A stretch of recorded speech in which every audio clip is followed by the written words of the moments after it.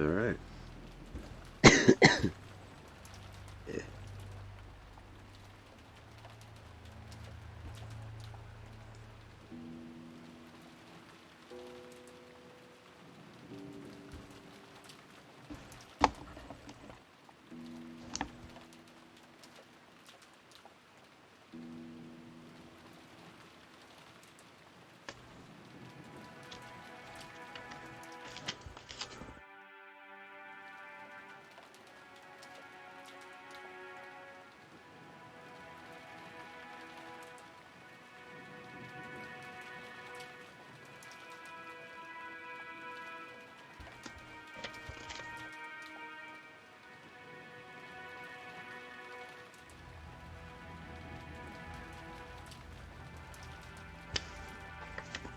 Ooh.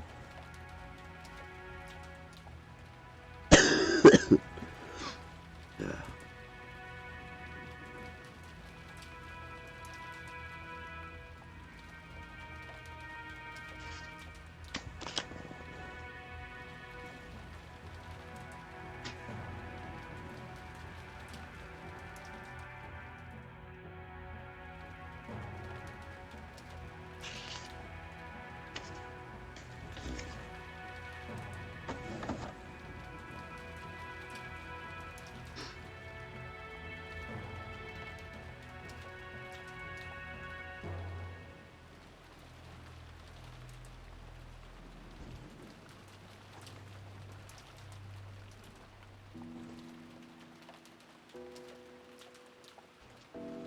Salutations, good friend. Potentially. The story is any indication. Hello, hello. Voice is still a little odd, but I'm doing much better. I just sound weird for a while. And no real idea on how to get around that.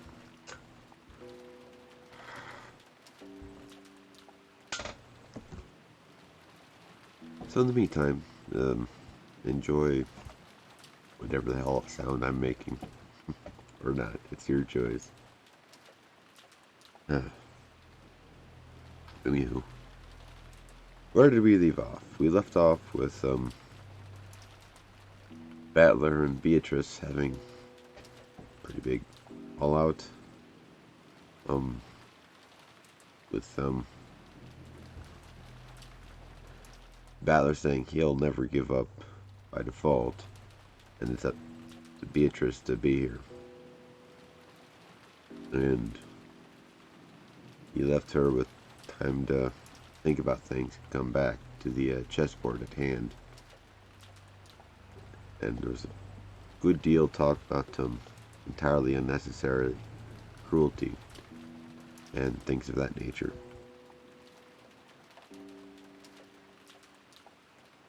And how that was a personality of her own, along with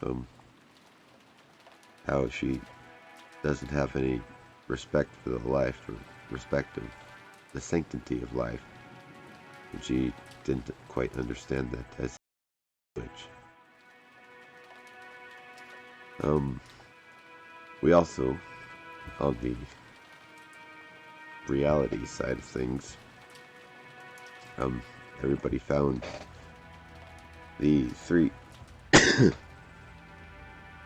dead people, Rudolph, Curie, and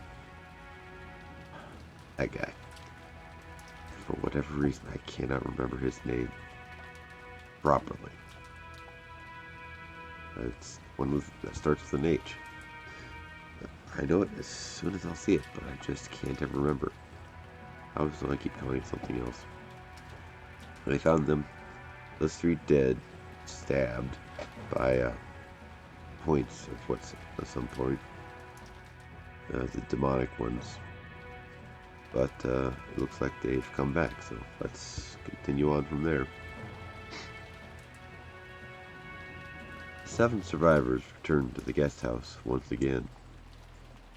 By now, it was clear that those who went outside would not return alive. Rudolph's group had gone out with 2 guns and a master key, but those had been lost. It was already clear that those who had been stolen by the culprit.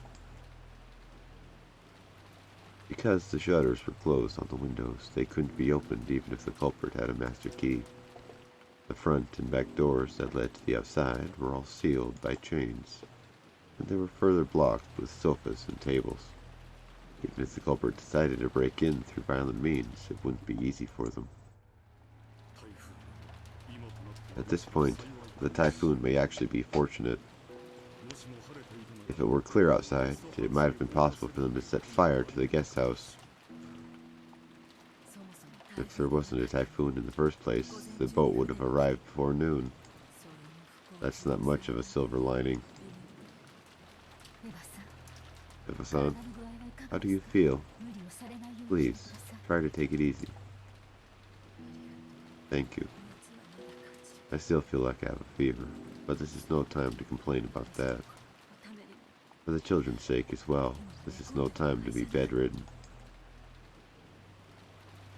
After crying so much in front of Hideyoshi's corpse, Eva had felt a strong self-awareness of her position as a mother, and her expression conveyed a strong will.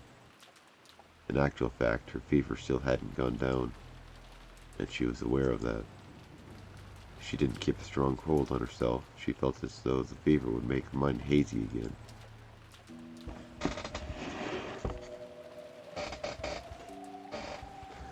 Let me get WD-40 for this thing. By this point, the first floor formed the final line of defense set up by Kraus, Natsuhi, and Eva. New victim profiles? Alright. The children of the guests, Nanjo, had been strongly warned not to go downstairs without taking great care. New victim profiles, huh? Hideyoshi. I know it's that name, but I can't ever recall it for whatever stupid reason. Died in the hall of the mansion, his chest pierced by a stake-shaped weapon. That was careless of me. Didn't think you were still alive. Kiri. Died in the hall of the mansion, her stomach pierced by a stake-shaped weapon. The stomach isn't a particularly lethal spot. Isn't it enough to just kill her in some other, easier way and stick a stake in her corpse? Died in the hall of the mansion, with his forehead pierced by a weapon shaped like a stake. Apparently, they've got to be finished off with stakes from here on out. Gross. Alright, I think that's all the new ones. Unless you want to go through the servants and stuff. Maria. The cause of her death was strangling, probably by bare hands. Circumstantial evidence makes it reasonable to assume that she was killed after Rosa.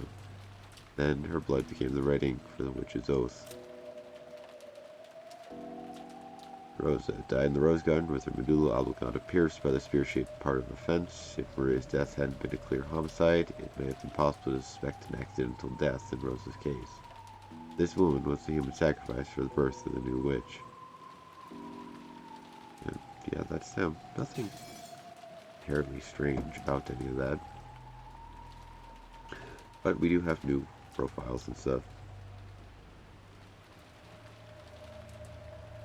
The children of the guests, Nanjo, had been strongly warned not to go downstairs without taking great care. If the culprit used a ladder or something, it probably wouldn't be possible for them to attack from the second floor. But it wouldn't be easy for them to break those 30 shutters from such a secure position. The second floor was relatively safe compared to the first. Battler and George had also wanted to remain on the first floor so that they could fight if the worst happened, but Eva put a stop to that. In her mind, George was now the only member of her family. It seemed that she didn't even want to expose him to the danger of coming downstairs to the first floor. Kraus and Natsuhi could understand that feeling.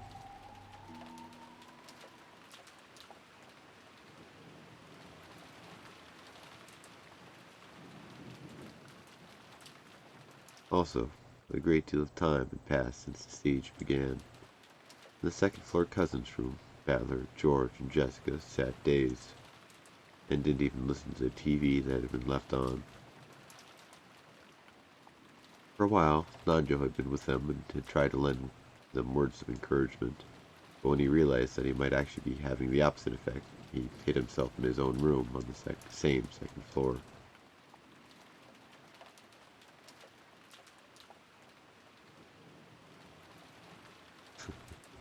Awkward place to stab someone.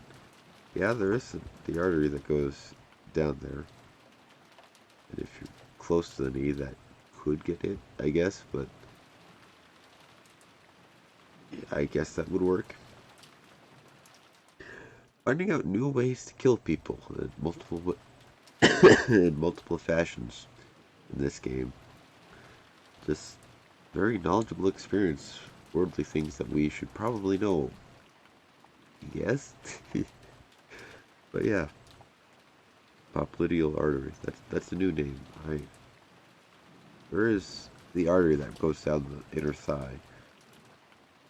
Can't remember the name of it, but the one that will just like the second from the aorta, I guess, in size or something. But yeah, popliteal. Interesting. Learn something new every day, I guess. George kept planning a resurrection ceremony. Potentially. Currently, we have 3 members in the chat, so you'll need a bit, 10 more, I guess, in order to become a full-fledged witch. Mind helping us out there, Beatrice? We need more victims.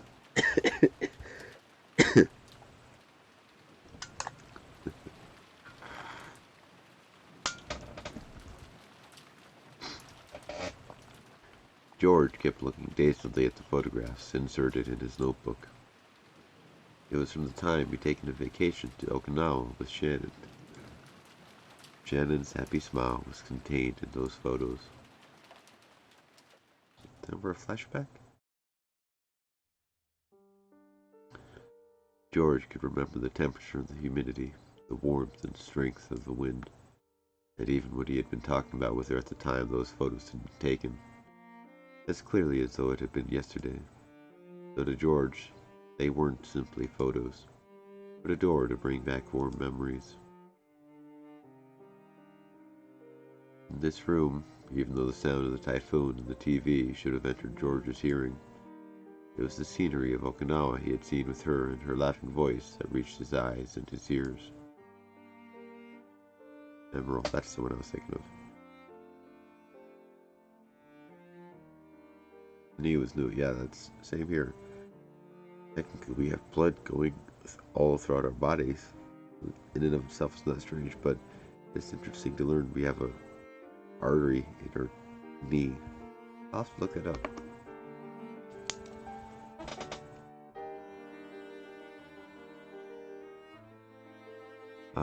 Protect yourself from being a sacrifice. Well, the most effective way to do that is simply be the witch.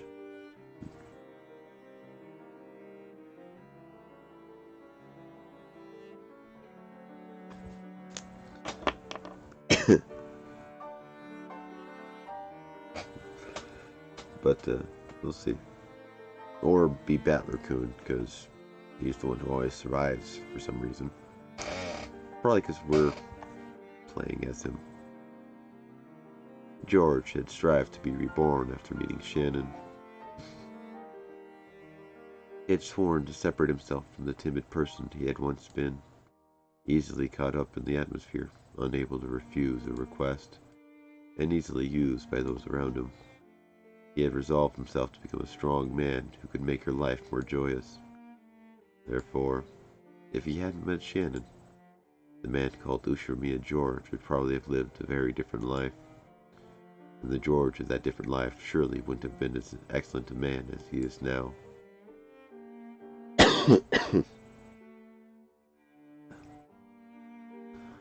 The person I am now exists for Shannon's sake. Now that Shannon is gone, why do I exist? It's completely meaningless, isn't it? He felt a deep, deep sadness, as though he himself had become empty. That feeling must have been tormenting him this whole time. However, until Battler mentioned it, he hadn't been aware of the feeling himself. He'd finally managed to remember that it should have been all right for him to cry much, much more. So he cried, just like Battler had. He cried himself dry. By now, his eyes were bright red and swollen, and he couldn't cry anymore. So George did his best to change his way of thinking. He was not meaningless now, and he should be grateful to Shannon for giving him such a character. The dead don't come back to life. He would have to get over being separated from his most beloved person. If he were to chase after Shannon and kill himself, he would surely be deeply dejected. It worked the other way around, too.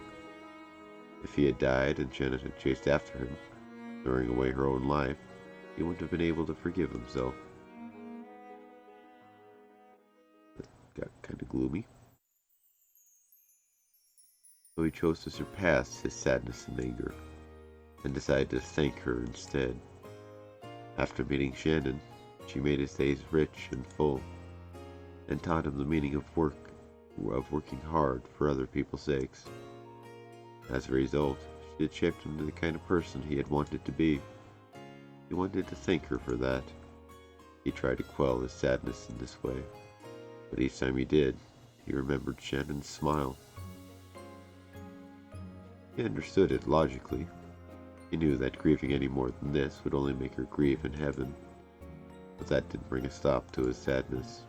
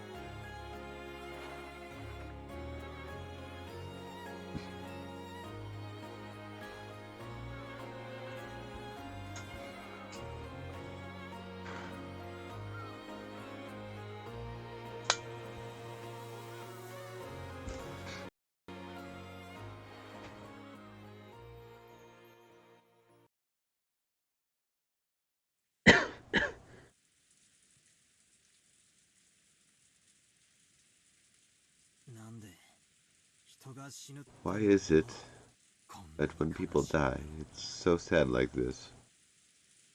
Battler muttered. It was as though he was speaking on behalf of all humans. His question probably hadn't been directed at anyone, but Jessica answered. It's always sad when you have to say goodbye. But when the person's old, or there's some time, when you know beforehand that it's coming, sooner or later, that sadness gets spread out over a long period of time. When misfortune comes suddenly, it's sad because you don't even get that time. I see. So if they get sick or something and end up bedridden in a hospital, you might be able to ready yourself for it bit by bit.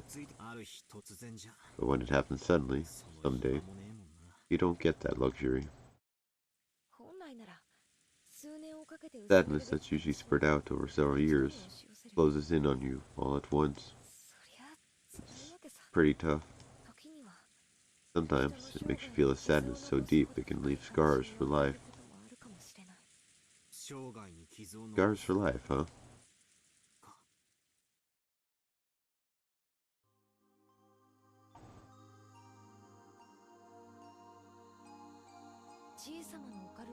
Like grandfather's occult hobby. People say that's what caused it. That Beatrice, his mistress, died a long time ago, and he was so sad that he couldn't pull himself together. Some people whisper that this is why he started sacrificing the rest of his life to occult research in order to revive the dead. If that's true, grandfather succeeded in that miracle in his last moments. The culprit is the revived Beatrice, and grandfather was reunited with her at the moment he was killed. Pretty ironic that he revived her, and then got killed by her. Even so, grandfather probably managed to meet her. He gambled half of his life, and even though it was only for a short time, he was reunited with the woman he wished to see once again. Then he got totally roasted, though. Feels like that result doesn't quite add up to the cost of researching for half his life.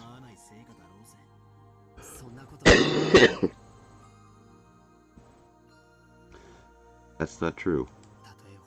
Even if it was only for an instant, grandfather must have been happy to be reunited with the woman he loved.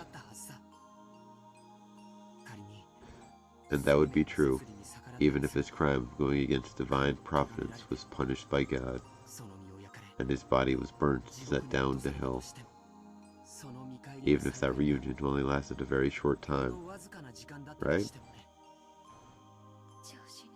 George Nissan. I wouldn't care I met with the wrath of God and had my body burned, if it was just for a short amount of time. If I could revive Shannon again, I would sacrifice the rest of my life to the same research as grandfather. I want to talk with Shannon again, even if it's only for 5 minutes. Even 1 minute would be fine. In exchange, I wouldn't mind sacrificing the rest of my life. Anarchy. When Battler and Jessica realized that their pointless discussion was causing George pain, they could do nothing more than shut their mouths. George directed his thoughts to Kinzo's life. He sacrificed half his life to research that no one understood, and on the last day of his life he revived the person he loved most, and probably succeeded in his reunion in his final moments. George didn't know how much time they had together. He didn't know if they'd been given an hour or just 5 minutes. However, that moment must have been enough to reward him for all those moments of research. Even though he spent dozens of years to achieve it, that small amount of time was probably more than worth it to him. Until today, I never believed in the occult or magic or anything. Somewhere in my heart, I even made fun of grandfather's research, thinking of it as nothing more than a pastime. However, I won't make fun of it anymore. No, to the contrary, I'll believe strongly that it's real. If the power of belief can create miracles, I'll probably throw away all of my studies up until today, spending the rest of my life from today onwards studying magic.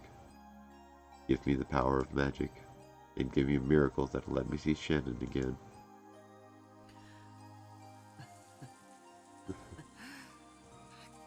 Sorry, you too. What am I talking about? If you could revive the dead with magic, people would probably be researching it everywhere around the world.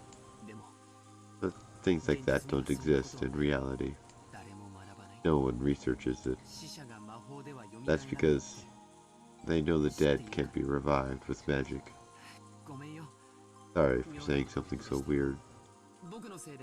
My fault that the atmosphere has gotten so strange. Sorry for making you tiptoe around me, even though this is tough for us all.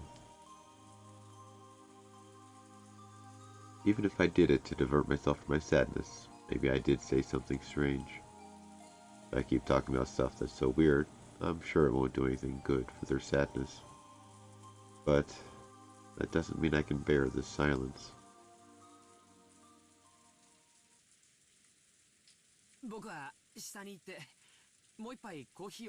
I'll go downstairs and get another cup of coffee. Mom's very particular about how she likes hers. Does anyone else want a refill? Battler-kun and Jessica-chan lightly shook their heads. Without pressing them any further, I took my mug and left the room. The shutters were all closed in the hallway, so the corridor was very dim. I tried visiting Dr. Nandra's room and asking if he wanted more coffee, but he said he didn't need any either. It seems my mother's unorthodox method of making coffee isn't universally appreciated. One time, I made some for Shannon, but she told me that while it was delicious, it was a little strong. Shannon. That's no good. Even though I left the room to change my mood, That image of Shannon's face filling my head hasn't faded in the slightest. I keep seeing those fun days with her more and more vividly, and it's saddening that I never even got a chance to see her dead face. According to our parents, she was apparently killed with something like a gun or a spear. I'm sure they were just trying to console me, but they had said her dead face had been very beautiful and peaceful. I wonder if she had the engagement ring I gave her last night on her finger. If she accepted my engagement, she should have had it on the ring finger on her left hand. Last night we were both on the edge of losing it and not calm at all. Janet accepted my engagement pretty courageously, but she might have regretted that as a rash action when she cooled her head. She might have taken the ring off. I wonder if she has the ring on now. I want to be sure of at least that much. I want to know how she felt at the very end. But even if I do confirm that, it doesn't mean she'll come back. I wonder what will happen to her body. After the autopsy, it will probably be immediately cremated. Then, I'll never be able to see her face, even her dead face, for all eternity. As the shock of losing Shannon made me go a little crazy, maybe just a little. I don't want her body to be burned. If she's burned and turned to ash, never again will it be possible for her to revive. They say cremation is frowned upon in Western tradition, because on the day of resurrection there would be no body to revive. Because of that, it seems that great criminals in Western history were often cremated after execution as a punishment, and their ashes were sometimes scattered in rivers and such. In other words, to Western people, death is nothing more than a sleep until the resurrection. It is essential that the corpse is left after death. In other words, that's because Western people knew of a miracle that can revive the dead. But because that miracle doesn't exist in Japan, we burned them. Now I understand. I understand my grandfather idolized the Western occult. That was his only reason from the very beginning. Just to revive the person dear to him, grandfather spent the rest of his remaining life researching the Western occult. The situation surrounding us now is abnormal. Grandfather did revive his beloved Beatrice, and that Beatrice has carried out a terrible serial murder, with linked closed rooms that force us to conclude that magic was used. The Golden Witch Beatrice, the incarnation of the miracle of the Western occult, and also the culprit who killed Shannon. She's an entity I should hate, and yet, for some reason, I want to cling to her. I wonder if Shannon could be revived with the magic of miracles, which grandfather bet his life on. According to the legend of the Ushimiya family, grandfather met with her long ago and was given a vast quantity of gold. Bacteria just have no respect for religious beliefs. I guess not. Well, they just want part of that too. They're living, right? They get revived too, or something like that. But yeah, decomposition doesn't quite help for a revival. Then, if I also met with her, instead of gold, would you give me Shannon's life? As collateral, I don't care what sort of devil's contract she imposed. I wouldn't mind sacrificing all of my remaining life. George probably couldn't believe or realize that his voiceless wish was heard by the witch herself, who stood right behind him. Beatrice had been listening to that entire discussion between the children just now in the cousin's room. Father had told her that she didn't know the value of a human's life, and wanting to understand that in her own way, she had stealthily visited, listening in on their discussion.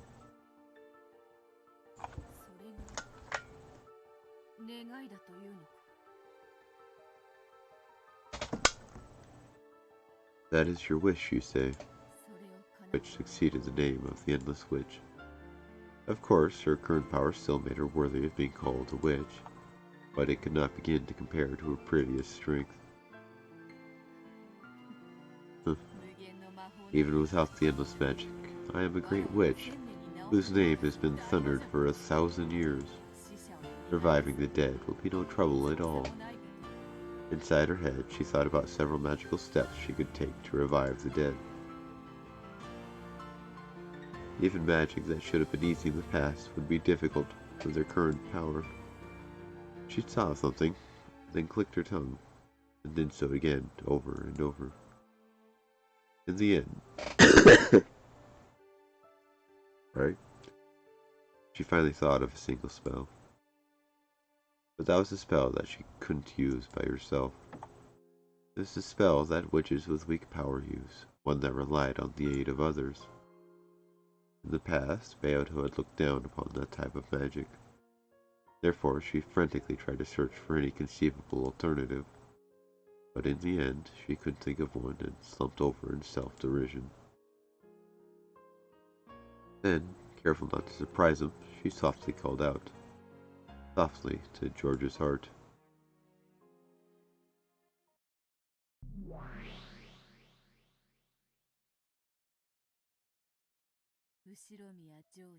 Ushirmiya George, can you hear my voice?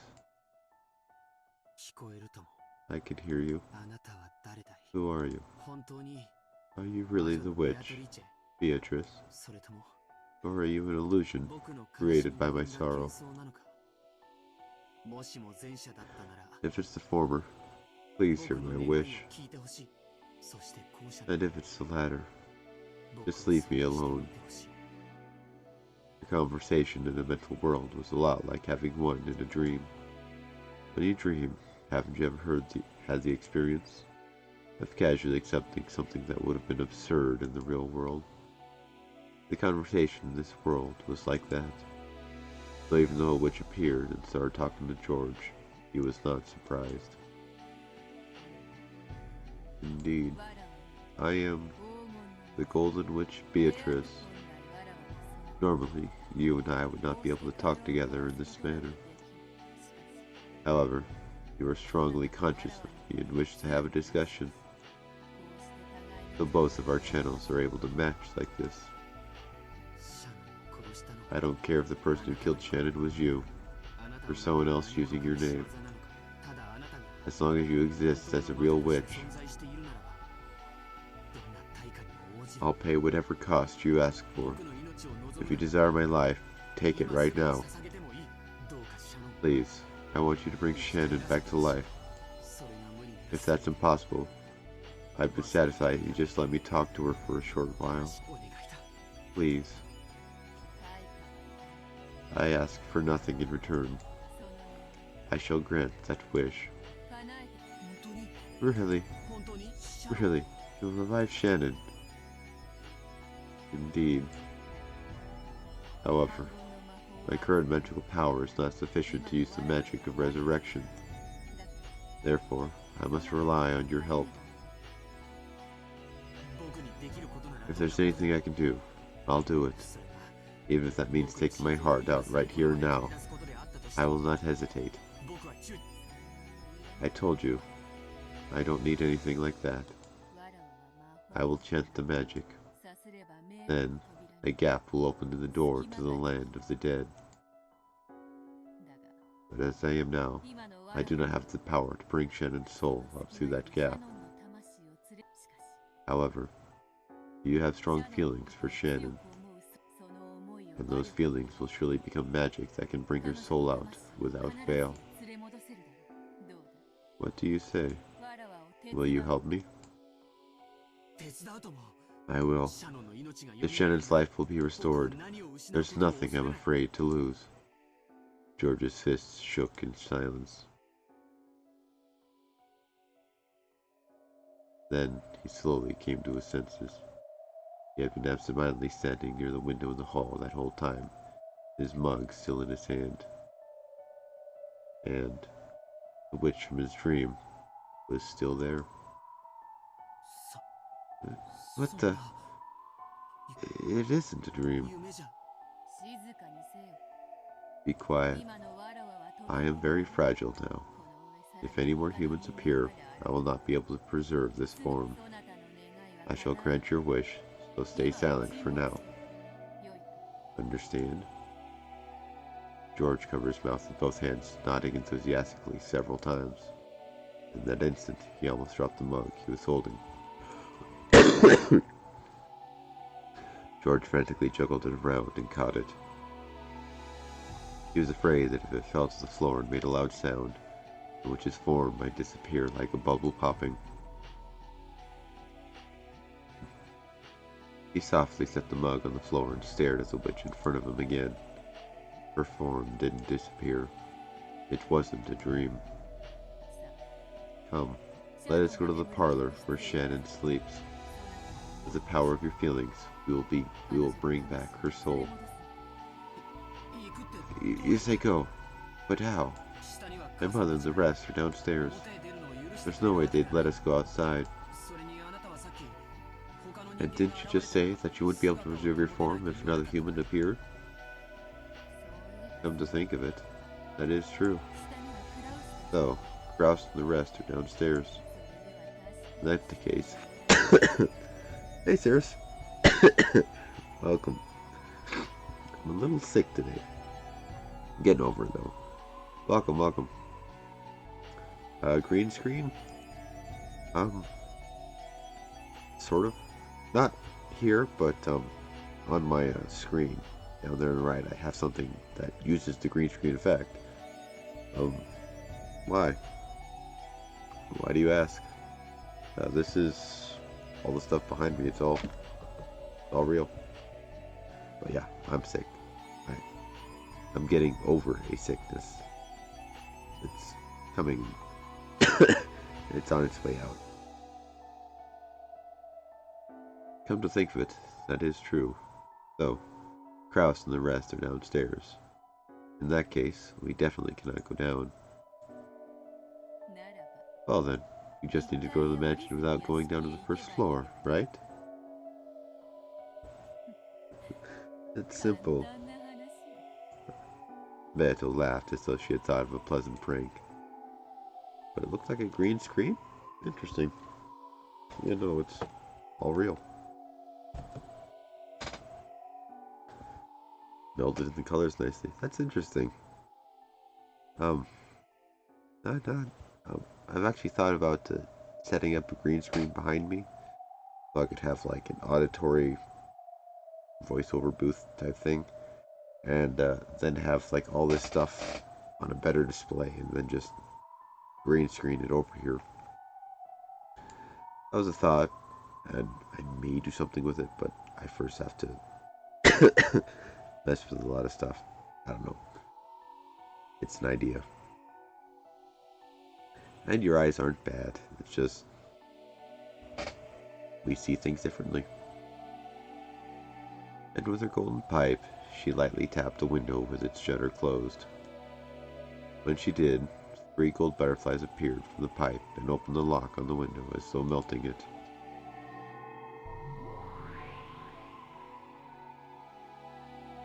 Then, the window opened without a sound. The shutter beyond it was exactly the same. The clasp unset itself, also without making a sound, and it quietly opened.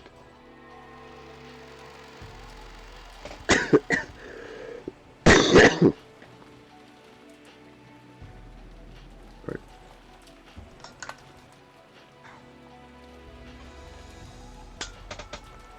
Yeah. Not quite all that fun being sick. I'm getting over it. The window opened, exposing the wind and rain outside the mansion. Perhaps because of the direction or something related to the construction of the building, the wind did not blow inside. Because of that, for a while, George felt as though his entrance that had opened to the outside was a dream or an illusion, and he couldn't accept it as real. Let us go. Come with me. Beto gently floated upwards. It was a natural action like that of a diver enjoying an underwater stroll. It made it easy to believe that if you acted like she did, you too might be able to float in the sky, just as though you were swimming through the water. No, George did believe that. Without thinking, just as she had done, he also, gently, as though swimming in the water, lifted his feet.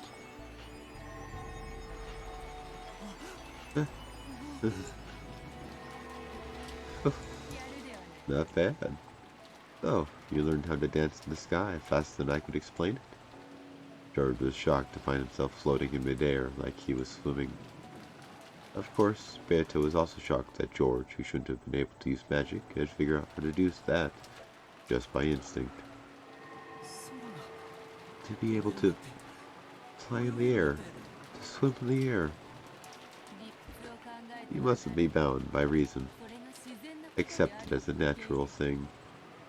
You mustn't fall back to your human doctrines, such as those of Newton and Einstein, especially when flying high in the sky. Inexperienced witches sometimes plummet to the earth. I accept things for what they appear to be. I accept things for what they appear to be. George repeated those words over and over. He must not deny magic, no matter what. Denying that would be like throwing away what might be his first and last chance to revive Shannon. However, compared to Beato, who was elegantly drifting like smoke, George's movements clearly resembled someone underwater. Therefore, if he didn't act like he was kicking his feet in water every once in a while, he'd be caught by the force of gravity, bit by bit. I can just imagine. I must say, you're doing better than when I first danced to the sky. Here we go. Come with me. When Beato beckoned to George, he gently flew into the stormy sky. It was just like a scene from a fairy tale. The scene unfolding before George's eyes felt entirely like an extension of his dream. Being able to fly is incredible, but so is the wind and the rain. What's this? Are the wind and rain tormenting you? I could teach you magic to block against that, but it may be too early for you, and it may be a misuse of time right now. Yes, the magic I need isn't that. George wore a strong-willed gaze, refusing to let the wind and rain get to him.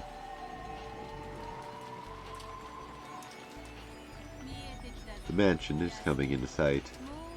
Hold out just a little longer. If you fall now, you'll hit the bushes in the rose garden. The undulating rose garden was spread beneath the witch and George's gazes. This illusion-like scene no longer surprised George. Only the gradually approaching mansion was reflected in his eyes.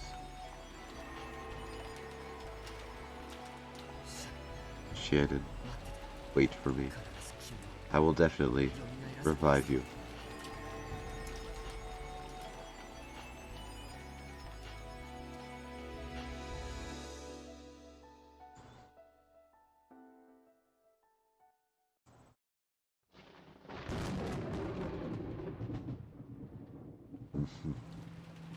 At that time, the cruel new witch could be seen staring at the guest house from a different location. Now, all that's left is the 7th and 8th twilights. Just 2 more, and my obligation to that old hag predecessor is finished. I'll kill Kraus and Natsuhi. Let them die together like the good couple they are. Nikki? I knew that. Where's the target, Nia? In the lobby on the first floor of the guest house. 2 targets and Ushimiya Eva identified. Measuring anti-magic power levels. Data link to 410. 410. Data received. Anti-magic power levels are extremely low. If Eva just goes outside, they're tuna abalone on a chopping board. What do you think, Great Lady Beatrice? When you give the order, we shall snipe right away. Please, your orders. You guys really are convenient furniture. Not at all like that old second-hand furniture that's only useful for gouging corpses. Right? Yes, the sisters. Please show me your skill once more. Prepare to fire. And carry out the corpses again. Got it. 'Cause I'll play with them a lot. No complaints from you, right, Ronove? Correct. As you command. At that moment, the witch noticed something. It was as though some presence had disappeared. Was it her imagination? Was that someone's presence just now? Did anyone feel it? My apologies. I haven't noticed anything, so please forgive me. We were in the middle of observing the guest house, so our peripheral surveillance was set to off. What about you, Lucifer John? Did you feel any presence? For just an instant, Lucifer glanced at Ronove, asking whether she should answer honestly or not. Ronove gave a small nod in response. No. My apologies, Beatrice-sama. We noticed nothing. Forgive us the stupidity of a second-hand furniture.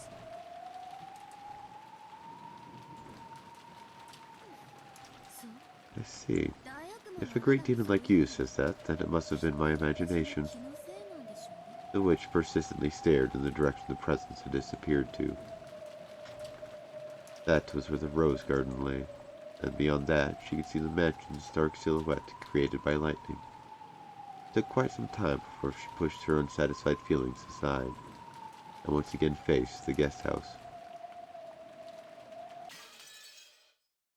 Uh-huh. Rose garden. That is not the mansion. What the hell would that be? I wonder if it's Battler just taking a stroll through the rose garden.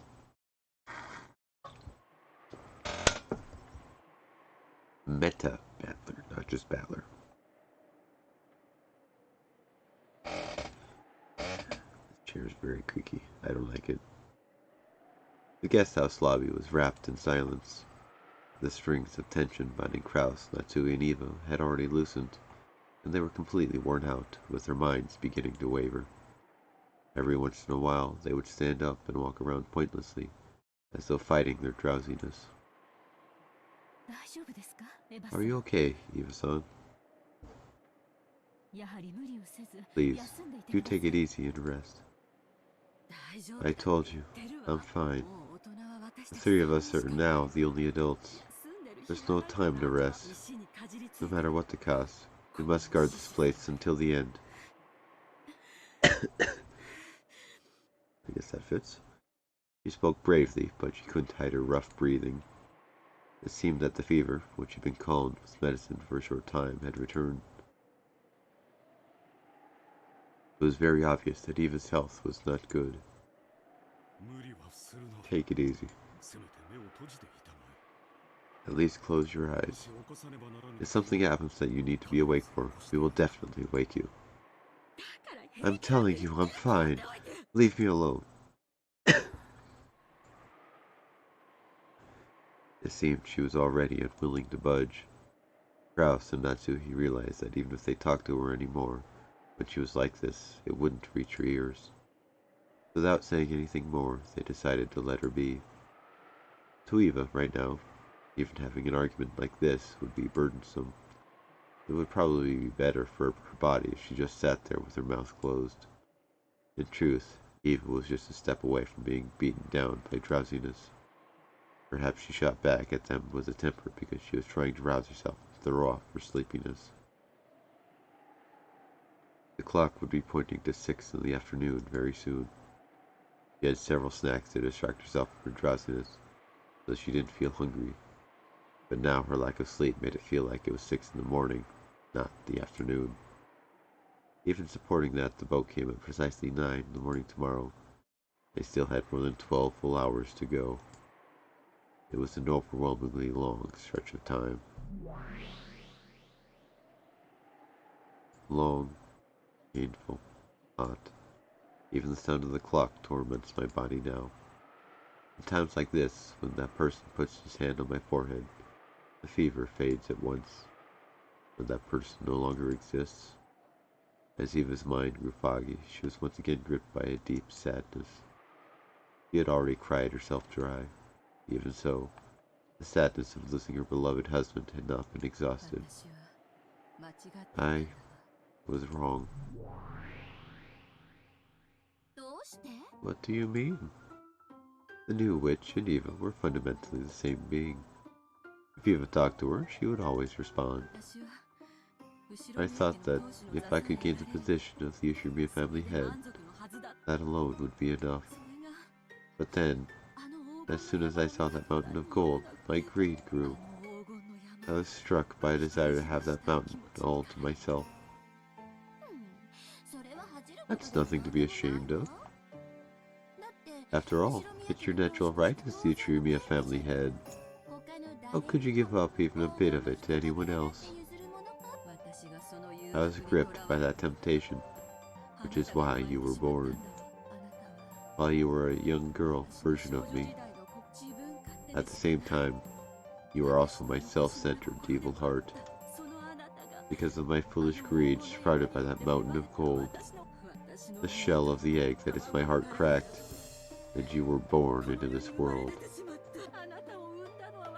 I am responsible for your birth. In that case, when I killed Rosa and Maria, and then Rudolph, Kiri, and Hideyoshi, you were responsible for that too.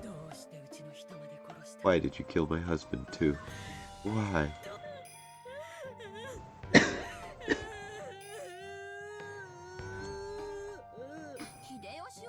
I didn't want to kill Hideyoshi. He was just so annoying and persistent. And that's your fault. It's your fault for choosing a husband like that. A child like you can't understand what made that man so wonderful.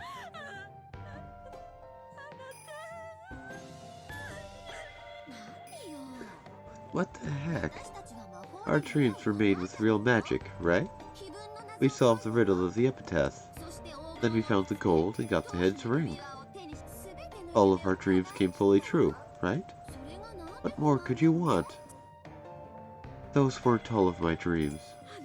What about living a wonderful life with that person, and giving George an excellent life? I still have many dreams that haven't come true. As a wife, as a mother. And yet... Those are just extra dreams you added after becoming an adult. They aren't my dreams. That's because you're a child. So you only care about what's best for yourself? That's right.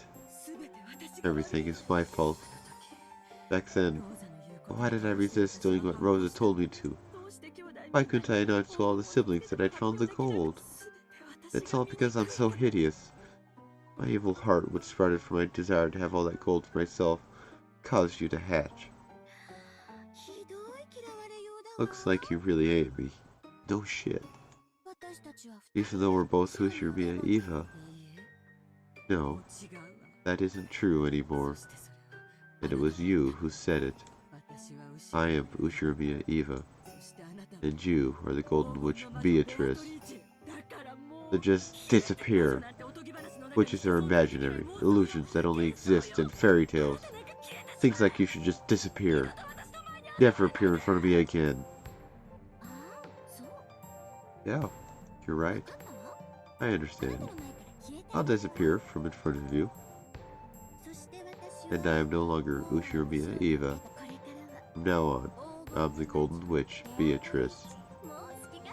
Now I can play however I want. I don't even care about you.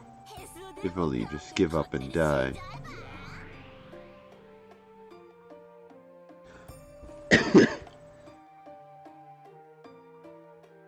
After having a very childlike tantrum, the witch who had once been another Eva vanished.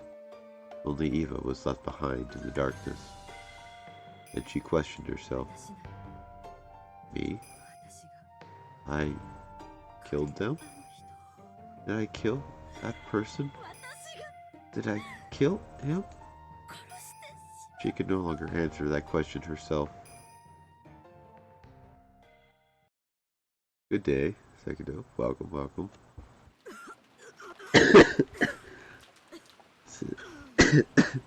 That was not me saying the line, but I guess it works.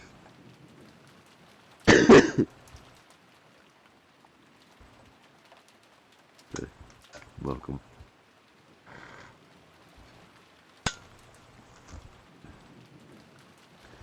It seemed that, half asleep, she had gotten some saliva caught in her windpipe just as she was dozing off. Eva suddenly started coughing. Are you okay, Eva? That gun looks really small across his hands. I find it funny. Please, Natsuhi, some water. Yes. I'm fine, okay?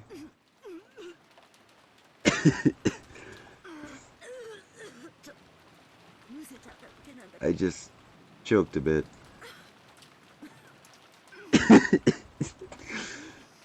I'm not trying to cough. Eva pushed away Natsuhi's hand as she tried to rub her back and unsteadily rose to her feet.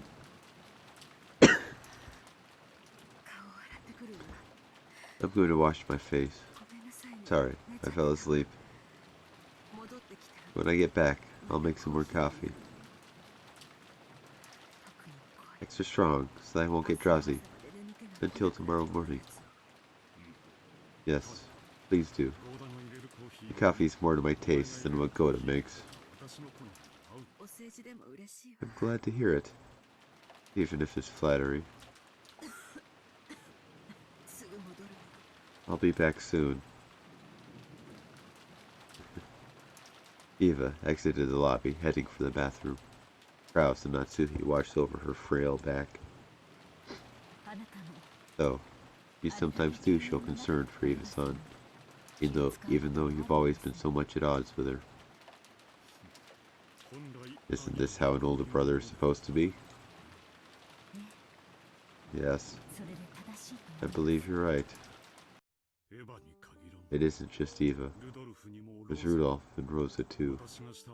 Instead of acting like an older brother to them, all I ever did was speak arrogantly and bully them.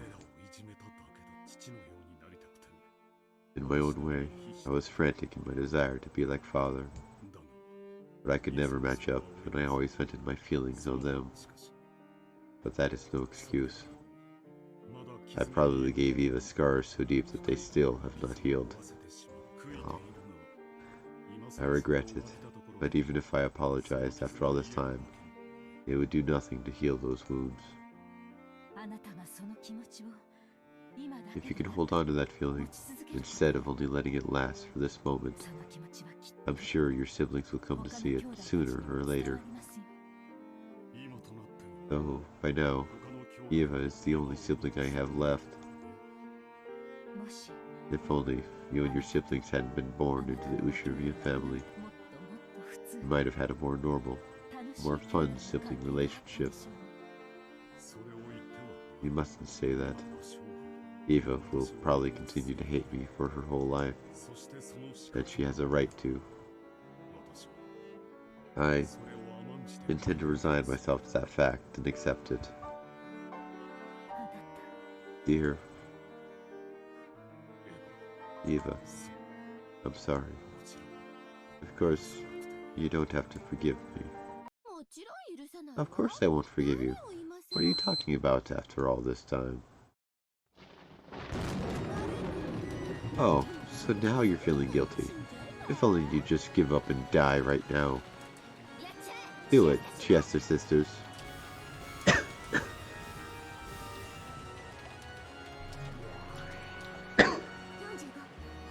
45. Firing permission received. Reconfirming firing arc. Correcting for weather discrepancies. Data link to 410. 410. Data received. Firing permission confirmed. Firing. Together, the sisters released the magical bowstring they had readied. A beautiful trail tailed behind the gold arrow, and it drew a lovely curve as it flew. It was just like the gold snake.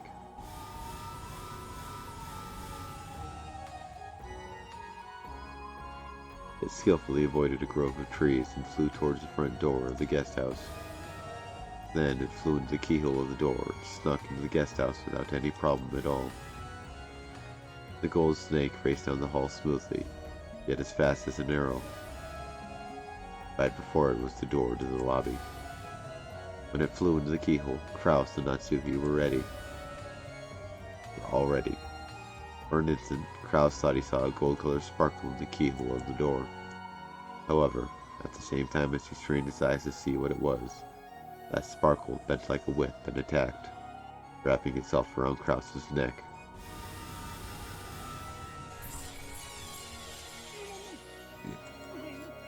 Just looking at it, the gold snake seemed very supple. However, it was as though a wire had tightened around Kraus's neck.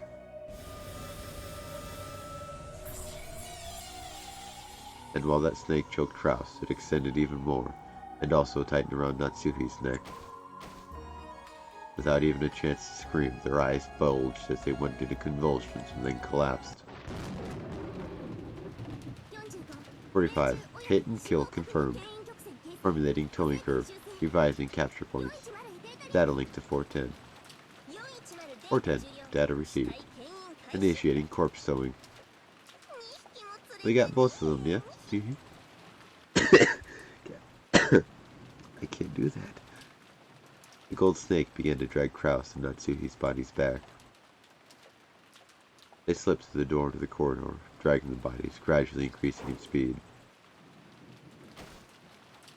and rapidly pulled them outside the guest house. So, the lobby was silent, as though nothing had happened. As though Kraus and Natsuki had not been there since the beginning. Only the sound of the wind and the rain remained, as if they were playing dumb and pretending to be the only ones there. Sorry, I'm fine now. I'll go make some coffee. Eva returned from the bathroom, but no one was in the lobby. Even though they had supposedly been in that sofa until the moment she had choked and gone to the bathroom. They were gone, as if they'd been an illusion from the very beginning. How careless of them. Where did those two go off to together? Eva put her hand on the sofa, so acting out a scene from a detective novel. She felt a warmth that meant they'd been sitting there until a short while ago. Maybe they went to do the rounds or something. For the time being, Eva sat down and waited for their return.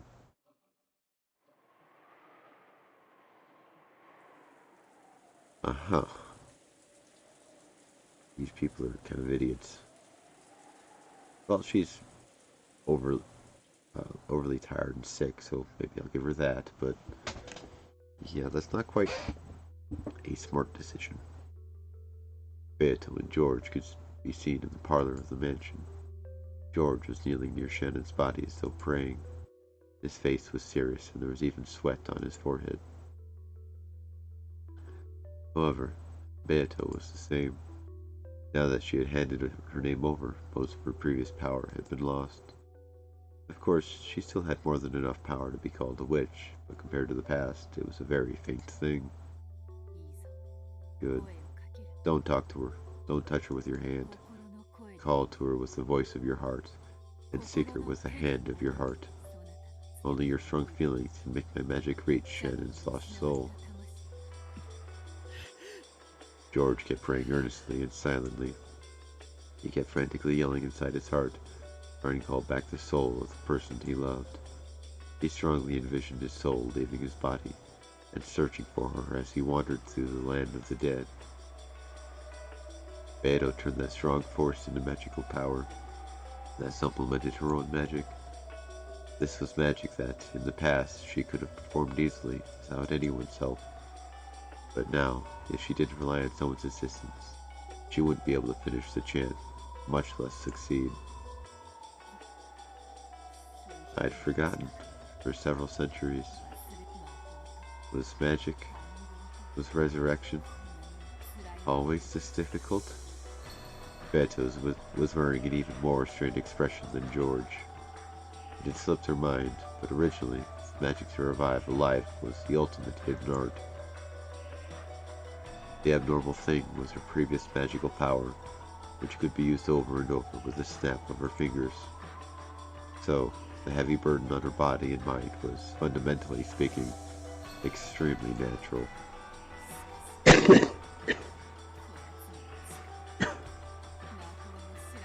However, this man's power, even though he doesn't know magic, is nothing to be laughed at.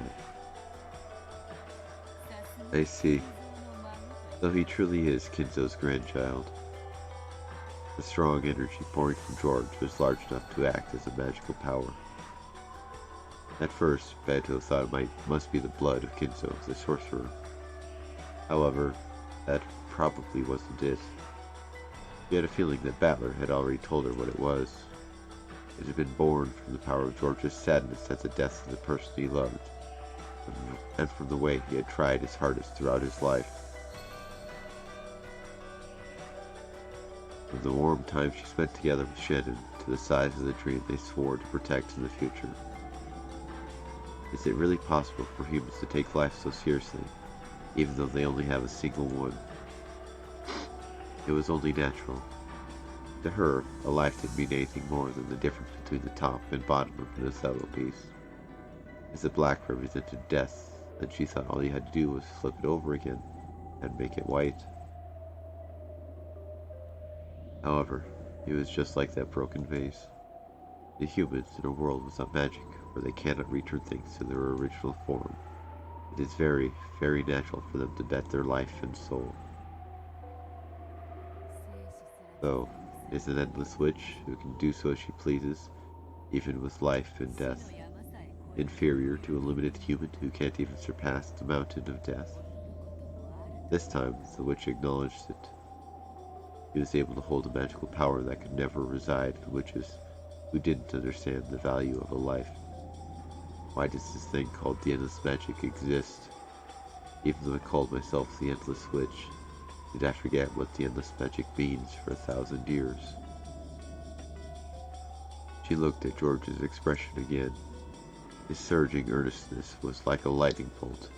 Right now, even if George's body had been burned or smashed by a waterfall, he would probably continue to pray for his beloved without minding it, without noticing it. For the first time, she showed respect for that power.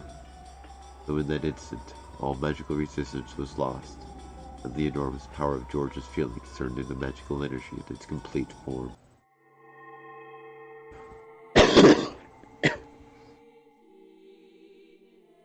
The vase was very beautiful, rich with history and value. Even as young as I was, it still forced me to take a deep breath when I witnessed its beauty. But that just made me want to touch it. But the vase easily fell and smashed into pieces, like a bubble that had popped. It felt as though the time it possessed a form had been just an illusion. Lives are just that, fragile, just that easily lost. I realized that my foolish curiosity had led to something that couldn't be undone. No matter how much I regretted it, no matter how much I apologized, the smashed vase would return back to its original form.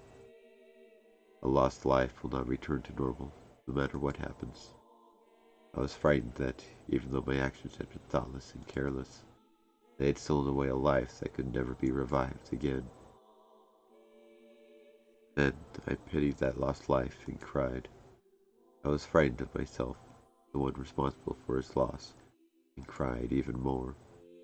I'm sure Grandfather will also cry at the loss of his precious vase. I'm sure that all the people who love Grandfather and see him like that will cry. For the loss of a single life, the whole world can be filled with so much sadness. I cried even more at how terrible that was.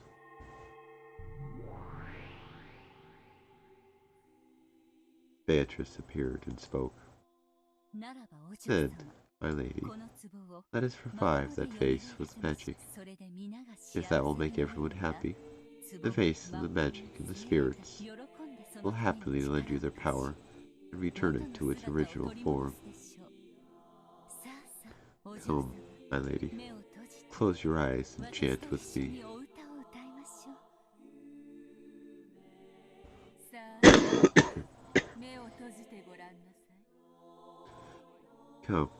Try closing your eyes and try to remember.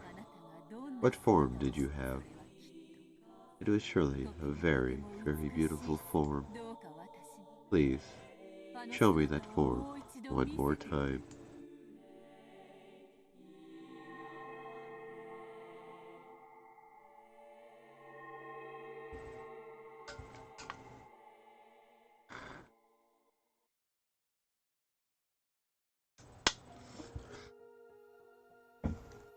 Those words of power knocked forcefully on the door to the land of the dead.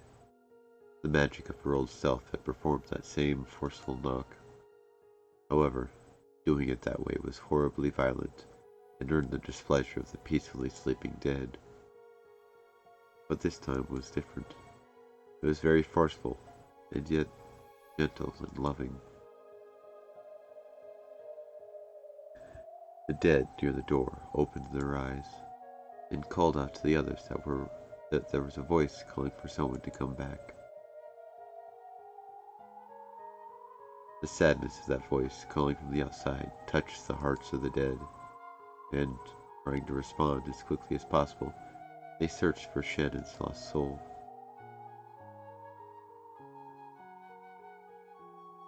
And then, they found it. They found the casket in which Shannon was peacefully sleeping. It truly was Shannon's soul, sleeping in the land of the dead. Inside the casket that was covered with rose flowers, frozen with frost, she was sleeping in peace. The dead silently lifted that casket up. While at a glance it looked like a funeral march, it had the complete opposite meaning. It was solemn, but filled with joy. The long-forgotten dead remained to remember that they were loved after their death, and they were all given a warm sense of peace. Then, as though guided by a warm light from the heavens, Shannon's body floated up out of the casket. The dead watched her go. They squinted at that warm light, offering their respect to this unknown member of the living, who had not lost his love for a person even after their death.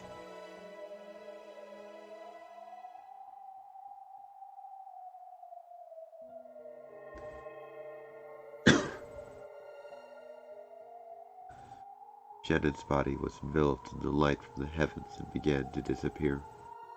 In the jet-black darkness of the land of the dead, the faint flickering of gold butterflies could be seen. It reminded them of the gentle stars in the night sky, which they had long forgotten.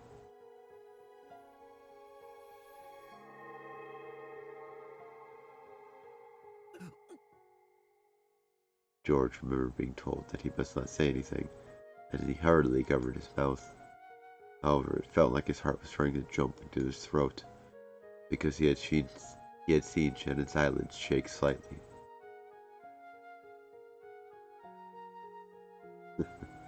Then, those eyelids slowly opened. Shannon's eyes were there, but they were still wrapped in the fog of the land of the dead. However, the human world's warmth, no, her lover's warmth, which had called her back her soul, slowly dissolved that fog, and her eyes gradually regained their sparkle. Then her eyes moved and recognized George. George, son. Raising of Shannon is greater than the raising of Lazarus. It is when you're powerless and just normal human, with the age of just the witch. And butterflies, yes, butterflies are a main theme of this story. As her lips shook weakly, Shannon definitely said that. The words were very faint, so much so that they normally wouldn't have reached his ears. However, George clearly heard them.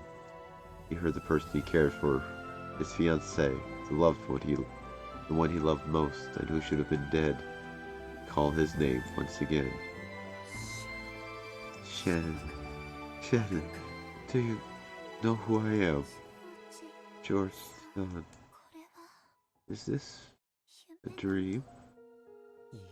No, this isn't a dream. Come on, be here. Even if I pinch you, You won't wake up.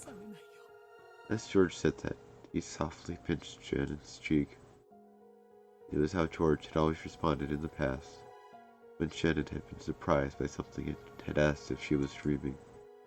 When Shannon felt the warm touch of George's finger on her cheek, and when George realized that the warmth of the living had already returned to his beloved person's cheek, they both cried. What words should a pair of lovers separated by death celebrate with when they are reunited? The words of the human world are not enough. In short, they had no need of the words of this world. George simply hugged Shannon, who was sitting up without talking. Shannon's strength was still feeble, and putting her arms around George's back took all she had, so George hugged her tightly to make up for that. To stop each other from going once more to a place the other's hand couldn't reach, they hugged each other so tightly, and yet so gently. As Shannon's fingers curled around George's back, on her ring finger the engagement ring George had given her definitely shone. That strong glint certainly wasn't just the sparkle of a diamond. There definitely was the magical power only the two lovers could possibly feel. It was because that strong light existed that they had been able to find her casket in the land of the dead.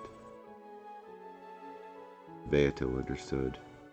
That ring, no, the feeling of the pair embodied in that ring were a miracle made real. In that moment, George definitely used magic. Beato had done nothing more than help him along. That magic had a power that could only reside in those who knew of the importance of life, who knew what it meant to try with all one's might. It was the power of a miracle, one that the Endless Witch couldn't possibly know of. A miracle that only the power of the infinite could give rise to. By now, she had no choice but to accept it. She had to accept that true magic, true magical power, exists in the place furthest away from she who called herself a great witch. Beatrice, Mama, he brought you back to life. Thank you, Beatrice. No, I did nothing. But arrived Shannon, it was your magical power. It was your magic. You sure me of blood, makes miracles come true. Surely saw you through. George-san revived me? Indeed. It was an incredible display of magical power, one that I could not hope to compete with. Though I am still nothing more than an apprentice. Now I finally know my place. Beato staggered backwards. Her physical strength was clearly exhausted. She had humbly said that George's power alone had revived Shannon, but Beato had also used all of her magic and physical strength. And she reflected upon how difficult it was to revive a single life, something she'd been able to play around with however she wanted to in the past. The couple kept on embracing each other tightly. By doing that, those feelings that couldn't be communicated with a billion words were shared. Thank you, Beatrice, for in your death. Thank you very much, Beatrice-sama. I'll never forget the debt I owe you for the bringing me to George again. Stop that. Being thanked by a pair of lovers is far too embarrassing for one who has been feared as a monster of a person. Don't worry about me. Celebrate your reunion together to the fullest. I haven't been this tired since the time I first succeeded in magic. Didn't teacher praise me that time? Oh, but didn't I kill that same teacher who praised me? Don't be so naive, Beatrice.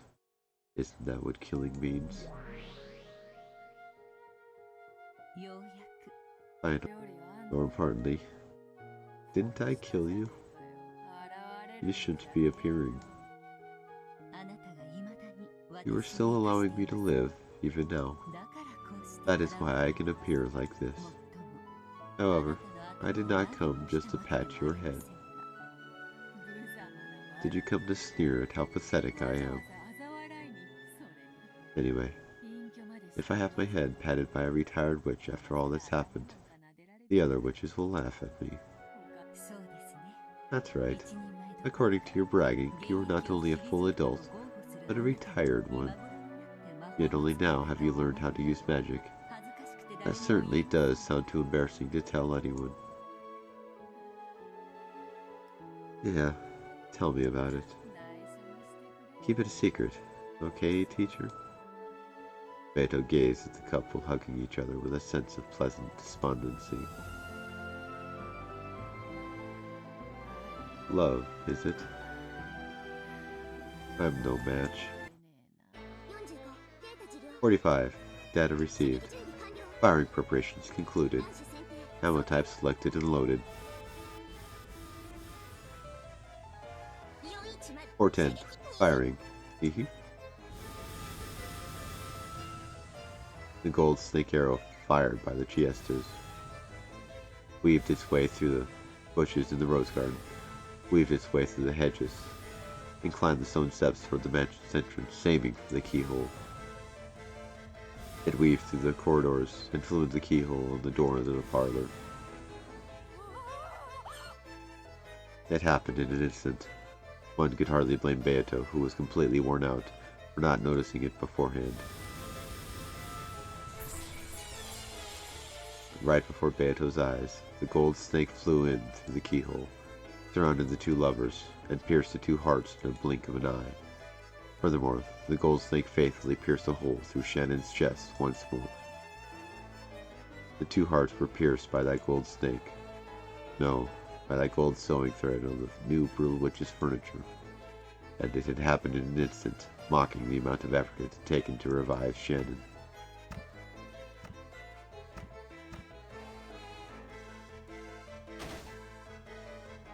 Before Beato's shocked eyes, the two fell over and landed on the floor. George. Shannon. Thank you, Beatrice, for letting us meet, even just for a short while. Thank you. George spent his last breath thanking Beato and died alongside the one he loved. The gold snake, which still sewed the two in place, spun like a large cyclone, revolving around the inside of the parlor. It was searching for further prey in that room. Then the tip of the snake met Beato's gaze. In that instant, Beato was prepared to die. At that moment, Vigilia stood in front of her, the fingers of both her hands drawing a seal. Instantly, gold-colored leaf buried the inside of the parlor. It was like a blizzard of gold. Beato, run while you can. No one can escape from the Chester's golden bow. 410. Target lost. Yeah, it's Magical Chop. 45. Roger that. Modifying search algorithm. Switching to anti-personnel image-based tracking. Target lock reacquired. Data linked to 410. 410. Data received. Too slow, predecessor Sama. Coming. Impact. Prey targeted by the Chester Sisters' golden bow did not escape. It could not be blocked. No magical barrier could even dream of blocking without being multi-layered.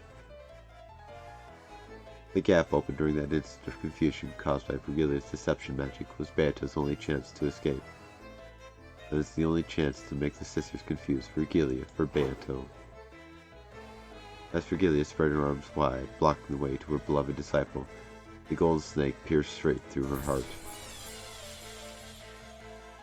After sneaking in through the keyhole, the snake shot through George, Shannon, and then Vergilia in an instant, completely failing to notice Beato as she used that instant to escape.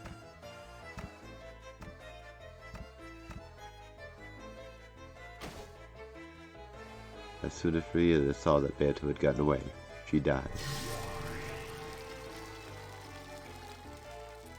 Strength left her body, and like gold dust drifting with the wind, her form was erased. Beato completely erased all traces of her magical power. became gold butterflies and passed through the wall, escaping to the wind and rain outside. Damn it. Damn it. Damn it. You bitch. You bitch. Beato felt regret from the bottom of her heart. Why? Because she'd been attacked by the new witch? Probably not. Of course, she hated losing her teacher. And even more importantly, Beato was enraged at the barbarism that had foolishly thrown away the reunion between two lovers. Beato had poured out almost all of her magical power to reunite them. Even though the result had been a miracle, the time it took to steal that away had been so ridiculously short. Beato trembled at the barbarous cruelty that had brought about such an abrupt end. Besides, this was the true point of the ashes she herself had committed up until that point. Though, just as strongly as Beato hated the new witch, she also looked at her previous self with disgust.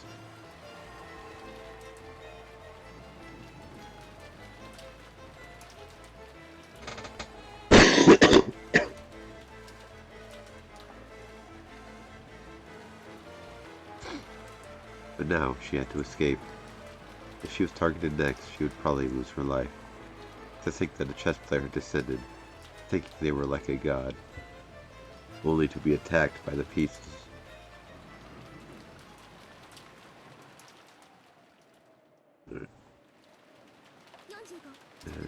Give me a sec.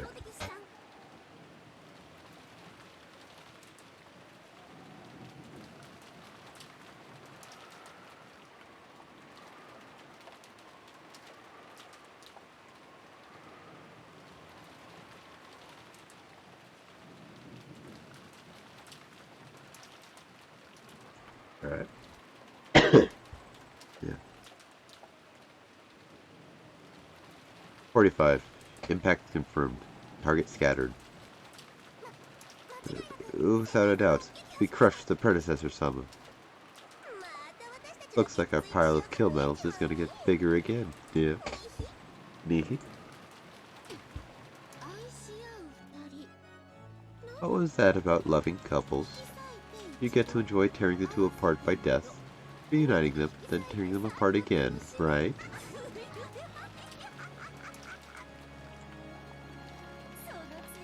And along with that, I get to say goodbye to that damn fussy old hag. Ronove, you don't have any complaints, right? I do not, Beatrice-sama. That person interfered with the ceremony of the witch's epitaph, you see. She revived the sacrifice from the first twilight without permission, obstructing my ceremony. She's got no right at all to complain. But it sucks that she didn't leave a corpse behind. And I thought I'd be able to torture that old hag to death over and over again, endlessly.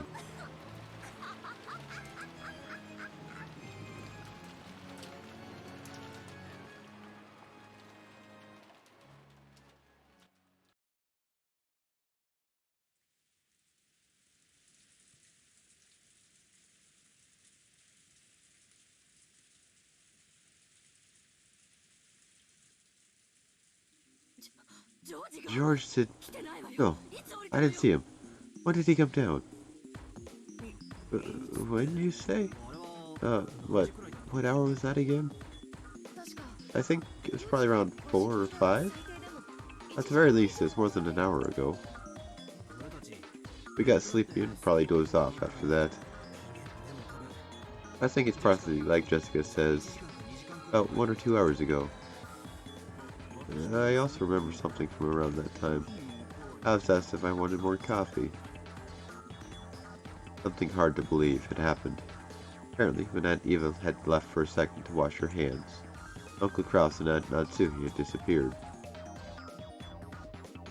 There's no way they went hiding somewhere. Of course, the doors and windows had all been rigorously checked, and all were locked from the inside. Not one of them was broken. And that wasn't just true for the first floor. The second floor was the same. Again, all the doors and windows had locks built in a way that made it impossible to lock them from the outside. In other words, there was no way that Uncle Kraus and Aunt Natsuhi had gone outside. And yet, they couldn't be found. Furthermore, they weren't the only ones who had disappeared. So had George Aniki, of all people. George Aniki had left saying he was going to get more coffee, and had gone downstairs more than an hour earlier. We'd assumed that he was having a conversation with Aunt Eva and the rest, but Aunt Eva, who had been in the lobby the whole time, said that no one had come down, since all the doors and windows were locked from the inside. It was unthinkable that they had gone outside. However, 3 humans had evaporated from this barricaded guest house, which had become a perfect closed room. In a situation like this, we could imagine that this was because they were playing hide and seek and trying to scare us with a prank. It is probably reasonable to assume that they'd been caught up in this crime. But Aunt Eva had learned that her only son was missing. She had gone half insane, running from room to room, yelling his name. And Jessica, who had suddenly lost both of her parents, had chased after her. Cries of George, George, and Mom, Dad had continued to echo through the guest house for some time. I think George said something about wanting to see Shannon's dead face. It would be reasonable to assume he snuck out to the guest house and went to the mansion. But I didn't have a clue about Uncle Kraus and Aunt Natsuhi. Did they see him leave, and then go to the mansion to search for him? Without even telling Aunt Eva? At this rate, it's only a matter of time before we start planning to leave the guest house to go search for them. When that time comes, I'll agree. We thought staying holed up in the guest house would be safe, which is why our big happy group of 12 people locked themselves up here this morning. And yet, now there's only 4 of us left. That means staying here is no guarantee of safety. However, there's one thing we can't afford to forget. All the doors and windows were locked from the inside. This is a closed room. How did they manage to vanish from this place?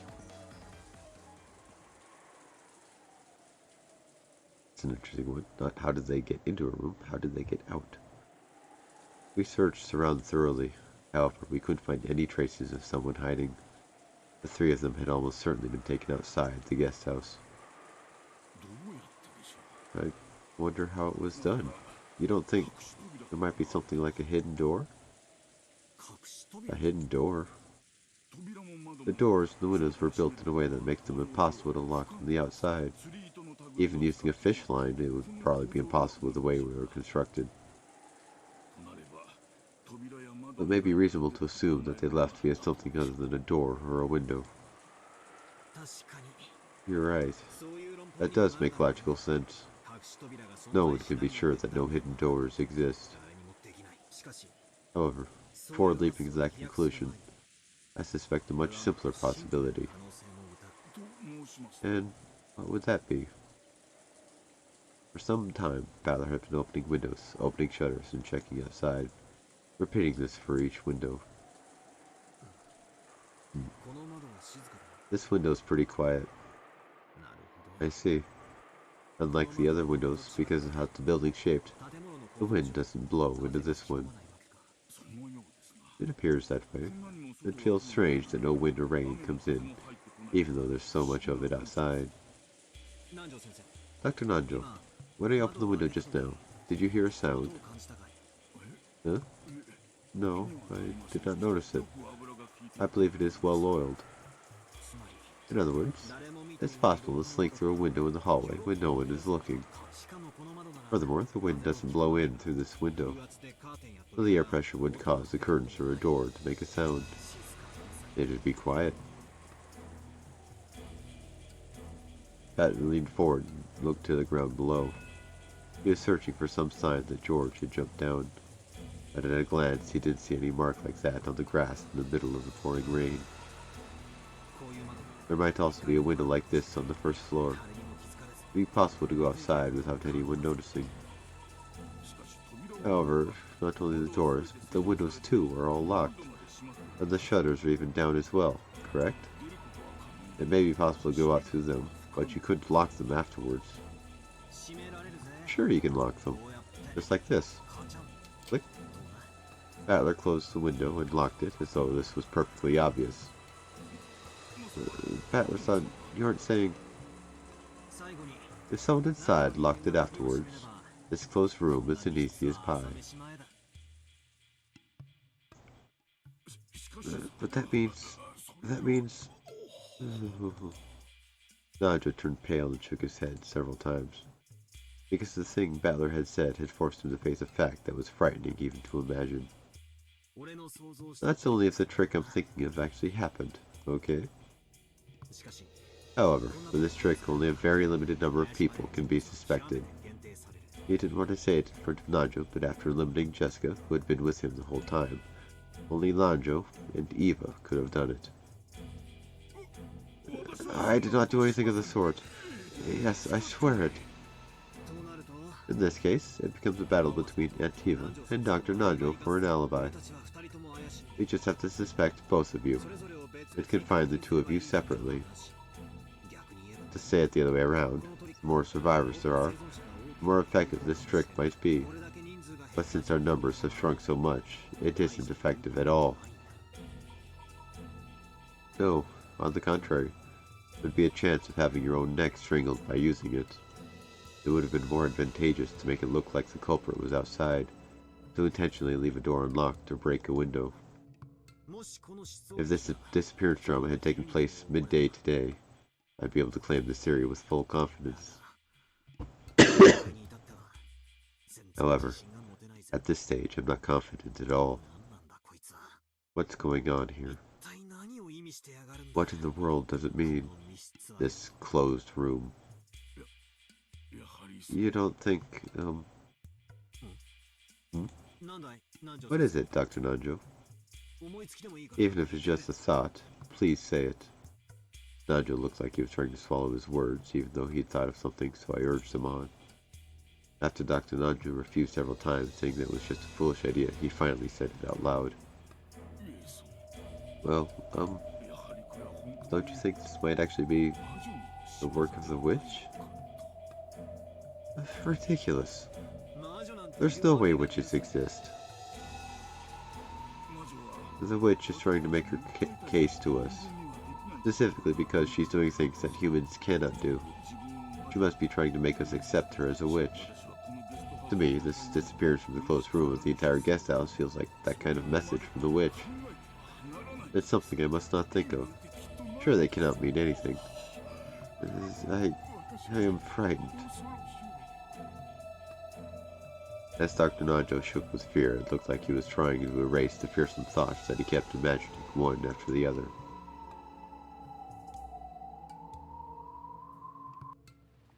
When we went down the stairs, Aunt Eva and Jessica were enraged, and were each persistent in their desire to leave this place in search of their respective families. It is the desire that naturally hit those who can no longer see their family. Aunt Eva told Dr. Najo and me to stay here, but I shook my head and started walking. I've been shut up for a long time already. I've started wanting to breathe some outside air. Yeah, if we're going, let's go quickly. There's no way I'm going to keep myself shut up in a place like this anymore. Let's go and find Mom, Dad, and George, Nissan right now. The blood had all risen to Jessica's head. I hope it doesn't set off her asthma. If anyone wants to say, go ahead and stay. We'll be searching outside. What about you, Dr. Najo? Will you watch the place by yourself? No. Allow me to join you. Rather than holding up alone in a guest house whose security was by no means guaranteed. You mean completely shot? It would be better to enter a danger zone as a group of 4 people. Aunt Eva had a gun. Moving separately from her was almost like asking to be made into the next victim. In this way, the 4 of us decided to leave the guest house. Even though it should have been safe to barricade ourselves here, we lost 8 people after doing so. It was almost as though it was a holding cell from which the sacrifice could be killed one after another. We removed the chain and locked the front door and opened it. It was already pitch black.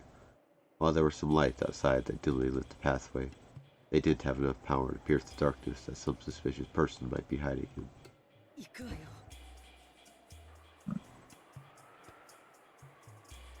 I'm going. If you fall behind, you're on your own, okay? Still holding her gun, Aunt Eva dashed out without an umbrella. Jessica followed after her.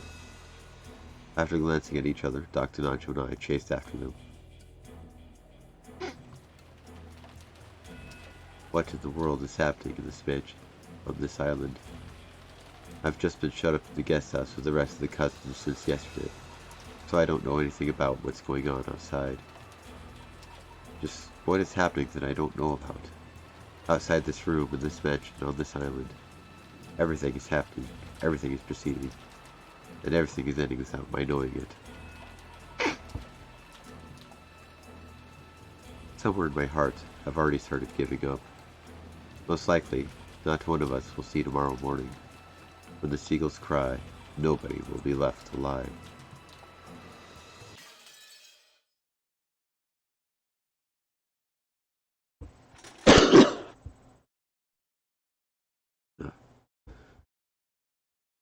Oh, comes to this, huh? Yeah, holding up and defending yourself only works if you don't go outside of it. Kind of the whole point of it.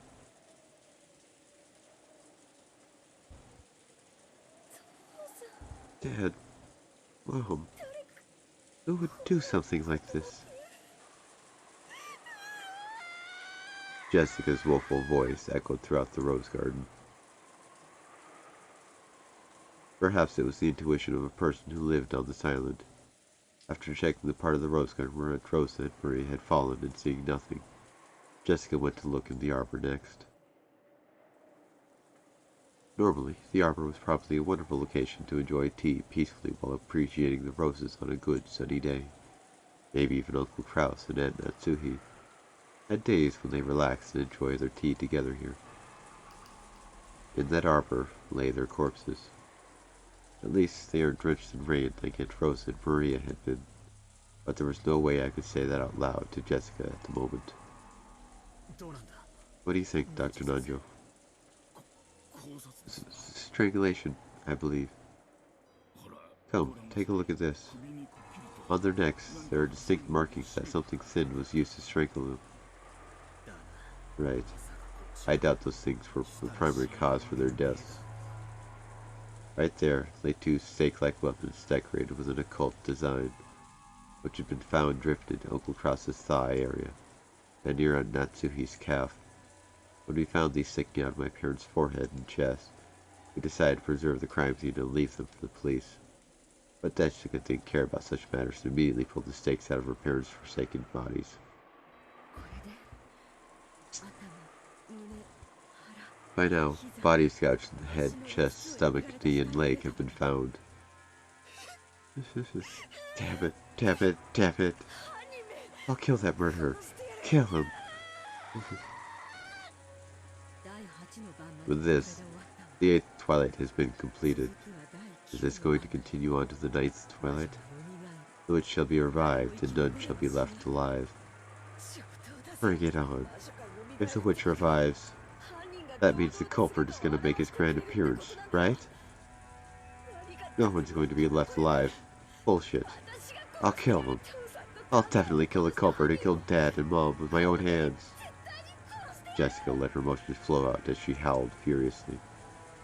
To avoid being crushed by grief, she could do nothing but resist it with anger. We still haven't found George. Jessica, you children had better stay here. I'll go into the mansion. Eva-san, we mustn't split up. It's dangerous if we do not all stick together. There's nothing we can do for Nissan or his wife. But George may be still alive somewhere. I have no time to waste here. As Aunt Eva screamed this, Jessica glared at her. Eva had no more time to bother about the dead. She was more concerned for the safety of her only son, who had yet to be seen. Jessica-tan, you should stay by your father and mother's side. I'll make a short trip to the mansion. Butler-kun and Dr. Nanjo, you two can stay here as well. After arbitrarily saying this, Aunt Eva rushed out of the arbor. I called out to stop her, but there was no way she would listen. However, being alone in this situation meant nothing short of death. If we silently watched her leave, it would be the same as letting her die. Since Aunt Eva was unwilling to stop, we had no choice but to follow her. And, while it may be cruel to say so, Uncle Kraus and Aunt Natsuhi were already dead. There was nothing more we could do for them. In the end, we had no choice but to console Jessica and head for the mansion together. Fortunately, Jessica stood up. Perhaps she'd been able to break free from her grief, but what had surfeited in place was an expression like a demon's. I'll kill that person with my own hands. I'll definitely avenge them. Let's go, Battler. If we find the culprit, don't get in my way. I'm definitely gonna kill them. I've got my own parents to avenge. Sorry, but this is first come, first serve. Yeah, that's right. Let's kill them. At my words, Jessica finally seemed to feel like we sympathized with her emotions. She still had that dark expression, but I felt that Jessica had regained some of her sanity. We took off, chasing after Aunt Eva. Through the rose garden, up the stone steps, running at full speed towards the mansion, whose large, intimidating shadow flashed through the lightning. With this, the murders of the epitaphs had reached the 8th twilight, and then, on the 9th twilight, the witch shall revive. None shall be left alive. I will most likely lose my life, but at the very least, I want to burn the truth into my eyes. That's the only thing motivating me right now.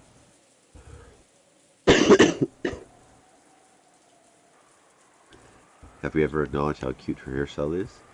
No, I don't think we have. But you are free to say so. We were able to meet up with Aunt Eva, who was having trouble with the lock on the front door. It seemed that all the blood had risen to Aunt Eva's head. That was probably making her fingers clumsy. It looked like she couldn't even handle the simple task of inserting the key into the lock. Then there was a faint sound, the sound of the door unlocking, just as though it had waited for all the survivors to unite before opening.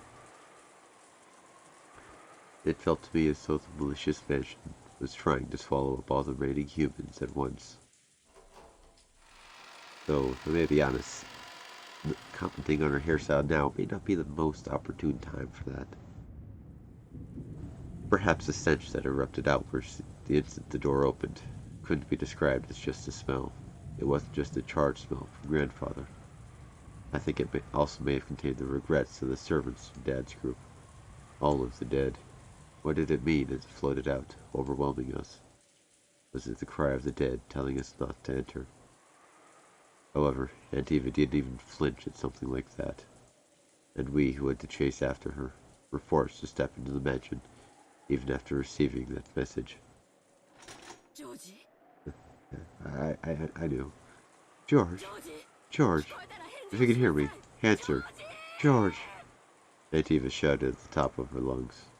Considering the situation, it's probably far too optimistic to imagine that he's alive. When we started following Aunt Eva's example and calling out George's name in loud voices, Aunt Eva spotted something and stopped walking. He was standing in front of the door to the parlor. What is this? Dr. Najo, could you come here for a second? What is it? I'd heard about the eerie magic circles written on doors like the one in the parlor from the adults.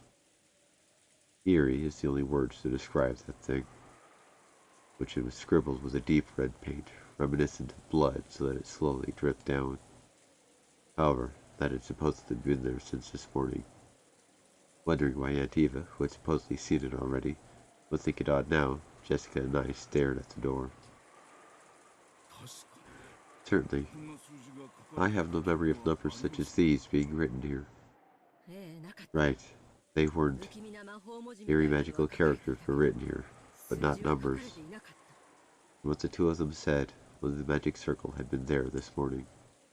However, right now, there were 8 digits written near the upper part of the magic circle.